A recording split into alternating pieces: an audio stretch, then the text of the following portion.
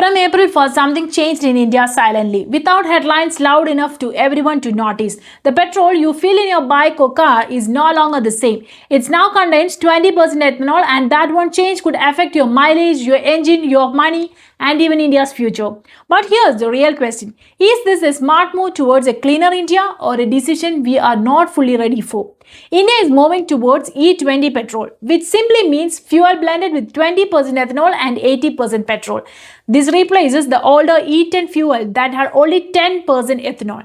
The government, through the Ministry of Petroleum and Natural Gas, has been pushing this shift as a part of larger plan to reduce the pollution, cut down crude oil imports, and make India more energy independent. Oil companies are now required to supply BIS-compliant E20 fuel, and this transition has been gradually expanding across the country. But why ethanol? Ethanol is made from the crops like sugarcane and grains, which means India can produce it domestically instead of importing expensive crude oil.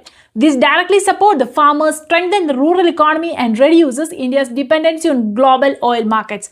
At the same time, ethanol burns clearer than petrol, which helps in reducing the harmful emissions. So on paper, this looks like a perfect solution: cleaner air, stronger economy, and better energy security. But the story is not that simple. While the most newer vehicles are designed to handle E20 fuel, many older vehicles were built for the lower ethanol blends. This raises concern about the engine compatibility, fuel efficiency, and long-term wear and tear.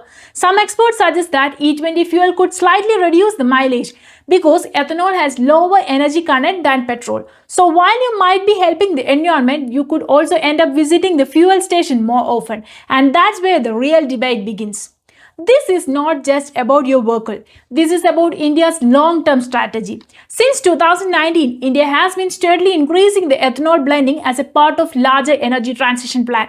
The goal is clear: reduce oil imports, support the farmers, and move towards cleaner fuel alternatives. Countries around the world are experimenting with similar solutions, but India's scale makes this shift one of the most ambitious fuel transformations happening right now.